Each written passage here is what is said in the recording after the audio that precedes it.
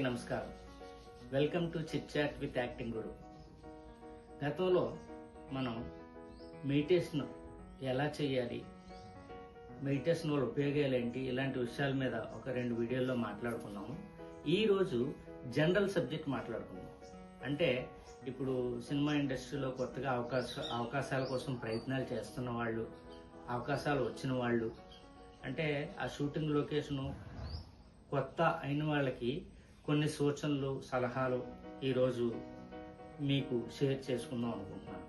ఇప్పుడు జనరల్గా కొత్తగా సినిమా అవకాశం వచ్చింది, వాళ్ళు పలానా క్యారెక్టర్ మీరు సెలెక్ట్ అయ్యారు, పలానా రోజు morning 6 to evening 6 call sheet ఉంటుంది, మీరు ఆ టైంకి అక్కడికి రండి అని అంటారు. అయితే మనం ఆటోలోనో లేదంటే క్యాబ్లోనో మనం వెళ్తే ట్రావెలింగ్ ఛార్జెస్ వాళ్ళు ఇచ్చేస్తారు, లేదంటే వాళ్ళే కొన్నిసార్లు మనకి ట్రావెలింగ్ ప్రొవైడ్ చేస్తారు, వాళ్ళే కారో ఏదో వాళ్ళే ప్రొవైడ్ చేస్తారు. సో బేసిక్గా మనం షూటింగ్కి వెళ్ళిన తర్వాత అక్కడ డైరెక్షన్ డిపార్ట్మెంట్కి మనం రిపోర్ట్ చేస్తే వాళ్ళు ఏం చేయాలి అంటే మేకప్ ఏమైనా ఉంటే ఏమన్నా ఉందా, కాస్ట్యూమ్స్ ఏమైనా ఉన్నాయా, ఎలాంటి మన సొంత కాస్ట్యూమ్సా ముందే డిసైడ్ అవుతారు. సో కాస్ట్యూమ్ డిపార్ట్మెంట్ వాళ్ళకి వెళ్ళి మన ఏ కాస్ట్యూమ్ వేసుకోవాలన్నది వాళ్ళే ఇస్తారు. ఆ కాస్ట్యూమ్ వేసుకొని మేకప్ వేసుకొని రెడీ ఉంటాము. ఈలోగా బ్రేక్ఫాస్ట్ రెడీ అవుతుంది. సో మనం అక్కడికి వెళ్ళి జాగ్రత్తగా అంటే డ్రెస్ మీద ఏమీ పడకుండా శుభ్రంగా బ్రేక్ఫాస్ట్ చేసేసిన తర్వాత మనం ఈ పనులు చేస్తూ ఉంటుండగా కెమెరా డిపార్ట్మెంట్ వాళ్ళు షార్ట్ అదే షూటింగ్ కోసం మొత్తం క్రేన్స్ అని అన్నిటినీ రెడీ చేసుకుంటూ ఉంటారు, లైటింగ్ అరేంజ్ చేసుకుంటూ ఉంటారు. వాళ్ళు లైటింగ్ అరేంజ్ చేసుకుని ఫస్ట్ షాట్కి రెడీ చేయడానికి సంబంధించిన పనులన్నీ చాలా బిజీగా చేసుకుంటూ ఉంటారు అనమాట. వాళ్ళు రెడీ అయ్యేలోగా మనం బ్రేక్ఫాస్ట్ చేసేసి కాస్ట్యూమ్స్ తోని రెడీగా ఉండి మనం ఆ షూట్ లొకేషన్కి వెళ్ళగానే డైరెక్టర్ మనకి ఈ పర్టికులర్ సీన్లో ఏ ఆర్టిస్టులు ఉన్నారు, ఎవరెవరు ఉన్నారు, ఏంటి అందులో చేయాల్సింది ఏంటంటే క్లియర్గా మనకి డైరెక్టర్ గారు ఎక్స్ప్లెయిన్ చేస్తారు. అయితే ఇక్కడ జనరల్గా ఒక ఆర్టిస్ట్ తప్ప మిగతా వాళ్ళందరూ చాలా బిజీగా ఉంటారండి. ఆర్టిస్ట్కి ఆ పర్టికులర్ సీన్ వచ్చిన తర్వాత తను డైలాగ్ అయితేనేమి తను యాక్షన్ చేయాల్సిన అవసరం అయితే వస్తుంది.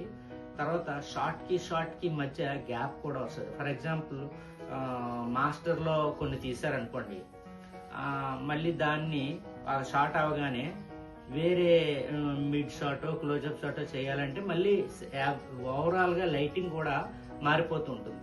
సో షార్ట్కి మధ్య 20 minutes 30 minutes ఇలా గ్యాప్ వస్తూ ఉంటుంది. ఆ గ్యాప్ వచ్చినప్పుడు ఆర్టిస్ట్గా మనం ఖాళీగా ఉంటాం. అలాంటప్పుడు మనం ఫోకస్ డీవియేట్ కాకుండా సెల్ ఫోన్ చూసుకుంటూ ఎంజాయ్ చేసుకుంటూ కొంతమంది ఉంటారు, కొంతమంది అంటే పక్క వాళ్ళతో బాతాకాన్ని పెట్టుకుంటూ ఉంటారు. తర్వాత ఇప్పుడు నా సీన్ ఉంది, నా సీన్ ఉన్నప్పుడు నా డైలాగ్ వెర్షన్ కంప్లీట్ అయిపోయిన తర్వాత మీరు వెళ్ళి కూర్చోవచ్చు అంటారు. తర్వాత వేరే వాళ్ళు వేరే సీనో లేదంటే వేరే షార్ట్ అవుతుంది. ఆ టైంలో నేను ఖాళీగా ఉంటాను. ఖాళీగా ఉన్నప్పుడు మిగతా వాళ్ళు ఎలా యాక్ట్ చేస్తున్నారు, ఆ తర్వాత లైటింగ్ ఎలా అరేంజ్ చేస్తున్నారు, డైరెక్టర్ ఏ విధంగా డైరెక్ట్ చేస్తున్నారు, లైటింగ్ ఏ విధంగా ఉంది, ఇవన్నీ కూడా మనం ఫోకస్ చేసుకోవటం వల్ల మనకు చాలా మంచిది. అంటే 4 విషయాలు నేర్చుకున్న వాళ్ళు అవుతాం. మనకన్నా సీనియర్స్ ఉన్నారు, ఆ ఆర్టిస్టులు ఏ విధంగా చేస్తున్నారు అన్నది కూడా మనం అబ్జర్వ్ చేసుకుంటూ ఉంటే ఎంతో కొంత మనం నేర్చుకుంటూ ఉంటాం. మనం కొత్తగా షూటింగ్కి వెళ్తున్నాము, కొత్తగా మనకు అవకాశాలు వచ్చే ఆపర్చునిటీ వచ్చింది. ఈ ఆపర్చునిటీ వచ్చినప్పుడు దాన్ని ప్రాపర్గా మనం సద్వినియోగం చేసుకోవాలి. అంటే మనం ఎలా బిహేవ్ చేయాలి అన్నది చాలా చాలా ఇంపార్టెంట్. తర్వాత మనం యాక్ట్ చేస్తున్నప్పుడు అది మిడ్లో చేస్తున్నామా లేదంటే క్లోజప్పా లేదంటే మాస్టరా అనేది కూడా ఒక ఆర్టిస్ట్గా మనకు తెలుసుంటే ప్రాపర్గా మనం బిహేవ్ చేయడానికి అవకాశం ఉంటుంది. కొన్నిసార్లు కెమెరామెన్ ఇదిగో ఇక్కడ దాటి రావద్దు అని చెప్పేసి చెప్తారు. కొన్నిసార్లు మీ లుక్ ఎక్కడ ఉండాలంటే ఒక పర్టికులర్ లుక్ పాయింట్అవుట్ చూపిస్తారు. సో బేసిక్గా డైరెక్టర్ మనం ఒక సినిమాలో యాక్ట్ చేస్తున్నామంటే మనకి హోల్ అండ్ సోల్ యజమాని డైరెక్టర్ అవుతారు. అయితే డైరెక్టర్ చెప్పింది final. Director is the captain of the ship అంటారు. ఆయన ఏం చేసినా ఎలా చేయమంటే అలా చేయాలి, ఏం చేయమంటే అది చేయాలి. ఒక ఆర్టిస్ట్గా నా సొంత తెలివితేటలు అక్కడ వాడకుండా ఉండటమే చాలా మంచిది. ఉదాహరణకి ఇప్పుడు యాక్టింగ్లో నేను చాలా ఎక్కువ, నాకు చాలా చాలా సినిమాలు చేశాను, నాకు చాలా ఎక్స్పీరియన్స్ ఉంది. నాకన్నా తక్కువ వయసు ఉన్న పిల్లోడు డైరెక్టర్గా ఓ సినిమా డైరెక్ట్ చేస్తున్నాడు. నన్ను ఒక మంచి క్యారెక్టర్ ఆర్టిస్ట్గా నాకు ఒక మంచి క్యారెక్టర్ ఇచ్చాడు. ఇచ్చినప్పుడు నేనేం చేయాలంటే I have to respect the director. ఎందుకంటే ఆయన చేసే సీను పొరపాటున నాకు ఇది కొంచెం తేడాగా ఉంది, తప్పుగా ఉంది అని అనిపించింది అనుకోండి, డైరెక్టర్ గారు ఇదేదో కొంచెం తప్పు అనిపిస్తుందండి అని నేను ఎట్టి పరిస్థితుల్లోనూ చెప్పకూడదు. నేనంటే ఉద్దేశం మీకు చెప్తున్నట్టు అనుకోండి, మీరే ఆ ప్లేస్లో ఉన్నారని అనుకోండి. అంటే డైరెక్టర్కి ఎప్పుడూ మనం సలహాలు ఇవ్వకూడదు. ఎందుకంటే ఆయన ఎలా డైరెక్ట్ చేయాలి, ఏ సీన్ చేయాలి, ఎంతవరకు చేయాలి, మొత్తం సినిమాలో ఉన్న క్యారెక్టర్స్ అన్ని ఏవి ఎలా చేయాలో అతను క్లియర్గా తెలుస్తుంది. ఒక క్యారెక్టర్ ఆర్టిస్ట్గా, ఒక ఆర్టిస్ట్గా నా క్యారెక్టర్ మాత్రమే నాకు తెలుస్తుంది. మిగతా క్యారెక్టర్స్ ఎలా బిహేవ్ చేస్తాయి అనేది నాకు తెలియదు కదా. అలాంటప్పుడు ఈ క్యారెక్టర్ ఎందుకు ఇలా బిహేవ్ చేస్తుంది అని నేను క్వశ్చన్ చేయకూడదు. ఆయన ఏమండి ఎలా ఉందండి, మీ సలహా ఏంటని డైరెక్టర్ అడిగితే తప్ప ఎట్టి పరిస్థితుల్లోనూ మనం సలహాలు ఇవ్వకూడదు. ఎందుకంటే డైరెక్టర్కి ఆయనకు ఒక ఐడియా ఉంటుంది, దాని ప్రకారంగా డైరెక్ట్ చేసుకుంటూ వెళ్ళిపోతారు. నిజంగానే ఆయన తప్పే చేస్తున్నారు అనుకోండి, తప్పు చేసినా సరే is ultimate boss for all the actors, for entire crew. కాబట్టి ఆయన చెప్పింది ఫైనల్. ఆయన ఏం చెప్తే అది, ఎలా చెప్తే అలాగే చేయడానికి ప్రయత్నం చేద్దాం. అలాగే షార్ట్కి మధ్య గ్యాప్ వస్తూ ఉంటుంది. పెద్ద పెద్ద ఆర్టిస్టులు, అక్కడ సెలబ్రిటీ ఆర్టిస్టులు ఉంటారు కదా, షార్ట్ కట్ అనగానే ఆయన వెనక పనిచేసే అసిస్టెంట్లు దువ్వెనలు పట్టుకొని, పఫ్ఫులు పట్టుకొని, ఫ్యాన్లు పట్టుకొని, రకరకాలు పట్టుకొని తెగ సేవలు చేసిస్తూ ఉంటారు. మళ్ళీ నెక్స్ట్ షాట్ రెడీ అయినా సరే కానీ అసిస్టెంట్లు అక్కడి నుంచి కదలరు. వాళ్ళు బలవంతంగా వెళ్ళండి ఇక్కడ నుంచి అని గట్టిగా చెప్తే తప్ప వాళ్ళు అక్కడి నుంచి వెళ్ళరు. ఒక్కసారి షాట్ రెడీ అయిందంటే వాళ్ళందరూ ఫ్యాన్ పట్టుకునే వాళ్ళు, గొడుగు పట్టుకునే వాళ్ళు, పఫ్ మేకప్లు వేసేవాళ్ళు, వాటర్ ఇచ్చేవాళ్ళు అందరూ ఖాళీగా ఉంటారు. వాళ్ళు ఏదో మొబైల్ ఫోన్ చూసుకుంటూ, స్క్రోల్ చేసుకుంటూ, వీడియోలు చూసుకుంటూ ఉంటారు. కానీ ఒక ఆర్టిస్ట్గా మిగతా ఆర్టిస్ట్ ఎలా చేస్తున్నారో అబ్జర్వ్ చేయాల్సిన బాధ్యత మన మీద ఉంది.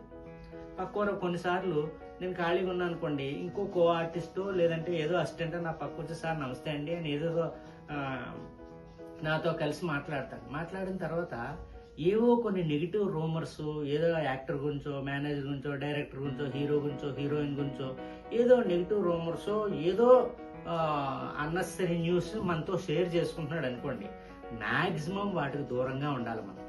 ఎందుకంటే ఇప్పుడు అవునా అలాగా ఆహా అని ఇంట్రెస్ట్ చూపించారు అనుకోండి, అతను ఇంకా రెచ్చిపోయి ఇంకా ఏవేవో విషయాలు చెప్పిస్తూ ఉంటారు. మనం అవునా అవునా అంటూ ఊకొడితే ఆ ఊకొట్టినది ఈ ఊకొట్టినట్టు ఉండదు. వాడు వేరే ప్లేస్కి వెళ్ళి ఇక పలానా రాజారాంబాబు ఇలాగన్నాడు, హీరో గురించి ఎలాగన్నాడు, హీరోయిన్ గురించి ఎలాగన్నాడు, తర్వాత మేనేజర్ గురించి ఎలా అన్నాడని వాడే రకరకాలుగా చెప్పే అవకాశం ఉంటుంది. అందువల్ల నెగిటివ్ టాక్ని దయచేసి ఎంటర్టైన్ చేయకండి. ఒకవేళ ఏదన్నా సీరియస్గా మీ బుర్ర తినేస్తున్నారు అనుకోండి, సార్ ఇప్పుడు ఆ అనవసరమైన టాపిక్లో మనకి ఎందుకు సార్, వదిలిపెట్టేయండి, ఇగో ఏదో అవుతుంది దాన్ని చూద్దాం అని చెప్పేసి ఆ టాపిక్ని తప్పించేయండి. మీరు ఎంటర్టైన్ అవ్వద్దు, మీరు ఎంటర్టైన్ చెయ్యొద్దు. ఇది చాలా చాలా ఇంపార్టెంట్. ఇన్ కేస్ మీరు ఆ టాపిక్లో ఇన్వాల్వ్ అయ్యి మాట్లాడారంటే దానికి తగిన పర్యవసానాలు తర్వాత మళ్ళీ మీకే ఎదురవుతాయి. అందువల్ల యాక్టింగ్ చేసేటప్పుడు కూడా మన బిహేవియర్ చాలా చాలా ఇంపార్టెంట్. మనం ఎంత ప్రాంప్ట్గా ఉన్నాము, డైలాగ్ పక్కా నేర్చుకుని ఉన్నామా, చెప్పింది రిసీవ్ చేసుకొని కరెక్ట్గా చెప్తున్నావా లేదా, ఇలాంటి విషయాలు కూడా చాలా చాలా ఇంపార్టెంట్ అనమాట. సో ఒక ఆర్టిస్ట్గా లొకేషన్కి వెళ్ళిన దగ్గర నుంచి మళ్ళీ ఇన్ కేస్ ఫర్ ఎగ్జాంపుల్ కొన్నిసార్లు షార్ట్కి మధ్య గ్యాప్ ఉంటుంది, మీకు ఏదైనా క్యారెక్టర్ ఉండదు. అలాంటి టైంలో మీకు ఏదైనా ఫోన్ వచ్చింది అనుకోండి, అక్కడి నుంచి మాట్లాడకండి, దయచేసి బయటికి వెళ్ళిపోండి. తర్వాత లొకేషన్లో ఉంటుండగా వేరే షాట్ అవుతుండగా మీరు పక్క వాళ్ళతో మాట్లాడడం, పెద్దగా మాట్లాడడం, ఇంకా అలాంటి పనులు కూడా మ్యాక్సిమం చేయకుండా ఉండడం చాలా మంచిది. ఎందుకంటే సొసైటీ అంటే ఆ డిపార్ట్మెంట్ మొత్తం మీ బిహేవియర్ని అబ్జర్వ్ చేస్తూ ఉంటుంది.